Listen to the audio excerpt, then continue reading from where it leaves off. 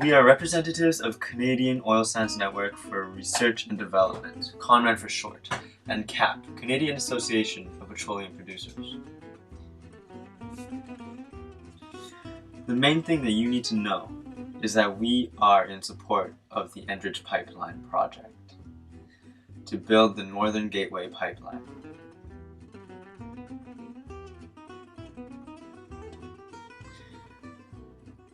But you might ask why. If you don't already know, the pipeline is basically 36 inches in diameter and will span from Edmonton to Kitimat. The oil is then put onto tankers and shipped to Pacific Rim countries such as China. So firstly, many people are concerned with how this is going to negatively impact the environment. And the most daunting factor is a massive spill. However, what you must know is that the trucks that are currently transporting the oil also pose a threat towards our environment. Boom! Thousands of trucks crash each and every year, which adds up to a whole lot more oil spilled than what Enbridge averages. Enbridge states that for every 1,000 miles, 1 barrel of oil travels, they only lose 1 teaspoon. Compared to an oil truck, a teaspoon can barely be shown on this board.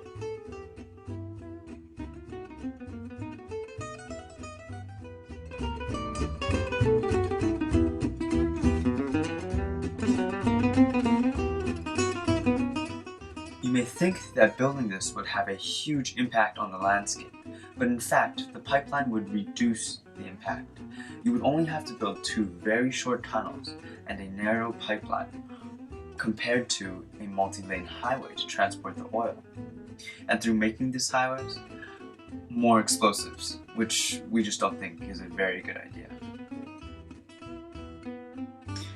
We are well aware that many of you also think that the construction of the pipeline will be bad for the environment via CO2 emissions. And while this might be true, however, in the long run, the trucks will emit more CO2 emissions as it doesn't just stop with the construction, but of constant transportation of the oil. I mean, it would take 13 trucks per second to keep up with this new pipeline. One way or another, after the oil reaches Kitimat, it still has to be put into the tankers in order to be shipped around the world. And a major concern with this is, what if the tankers had an accident? Well, watch this.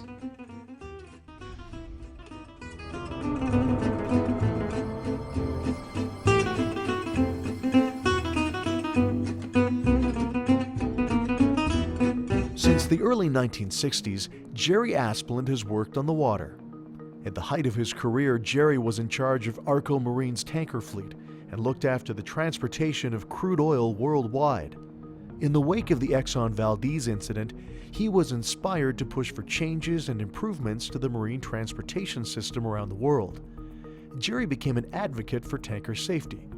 His campaign for change was so successful, the U.S. Coast Guard presented Jerry with the Distinguished Public Service Award, the Coast Guard's highest civilian honor.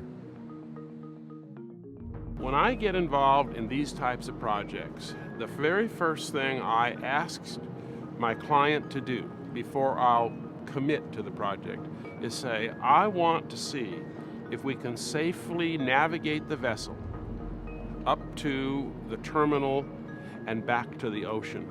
We went to a simulator in Denmark, which we considered, and I was involved in the choice of that simulator. We considered them to be the best to do what we needed to do, and that was to prove to ourselves that it was safe to navigate a vessel up through the different channels to get to Kitimat.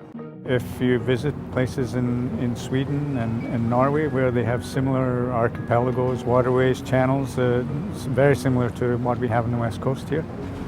They also have environmentally sensitive areas, but they can live together with tanker traffic. There is tanker traffic up and down BC's north coast right now. In 2009, for example, Port Metro Vancouver welcomed nearly 2,800 vessels. More than 250 of them were tankers. And over the past 25 years, more than 1,500 ships have traveled safely in and out of Kitimat. Safety is paramount on the Enbridge project.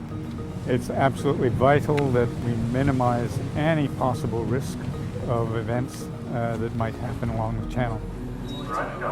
The most difficult part, it's a long passage. But the water is deep, it's very predictable. Shall I say, the walls of the channels are straight up, so there's good radar targets. So there are many good features to this transit. I am absolutely convinced this can be done safely in all weathers and at all times, daytime or nighttime. Today there's much misunderstanding about the transportation of oil in tankers. The tanker industry has improved itself, that it has reduced the number of risks for accident immensely. And unfortunately, it's not given credit for that. It's unfortunate because many improvements have been made.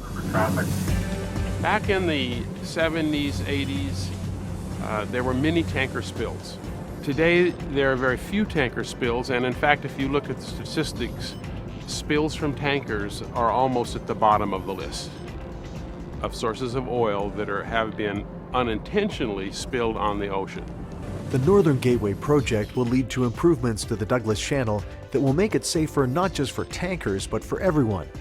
A first response team will be stationed in Kitimat. Emergency response equipment and trained staff will be set up along the shipping route. And a new radar system and navigational aids will be available for everyone who uses the Douglas Channel.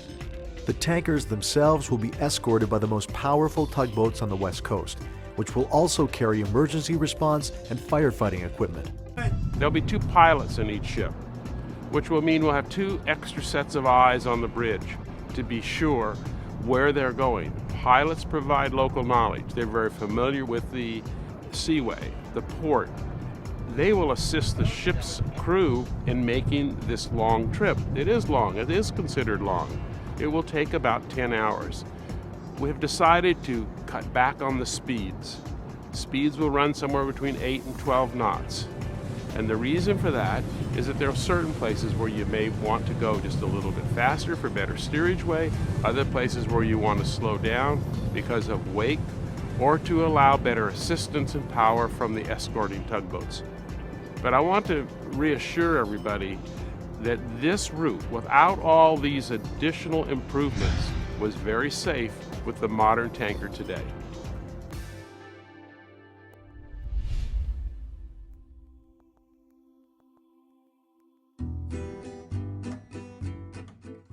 As a bonus, noise pollution will be reduced. Did you know that 50 decibels, which is the average noise level for a truck, has a potential to be damaging to your ears over time?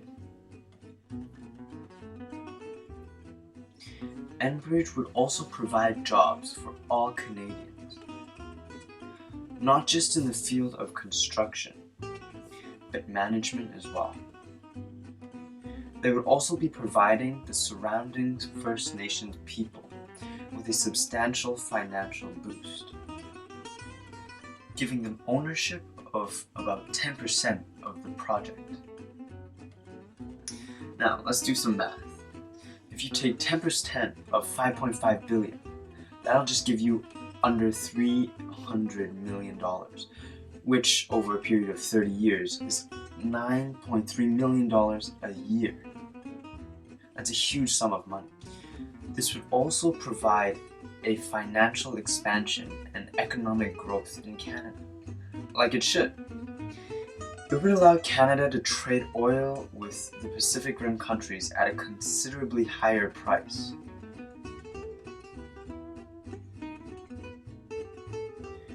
In the end, the Enbridge Northern Gateway Pipeline project is, in reality, a very demanding project, which will require the entire nation's support. But through this, it would greatly benefit all Canadians and further unite our people.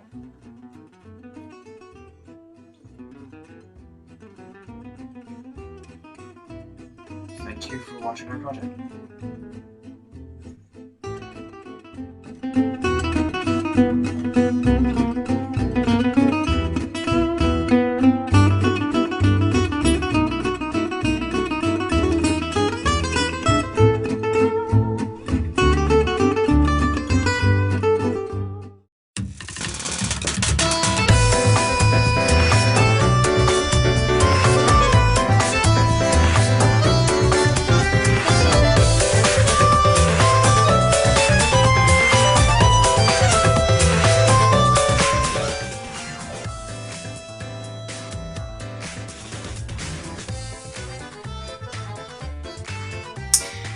And just as a side note, this is not actually what Martin was thinking about.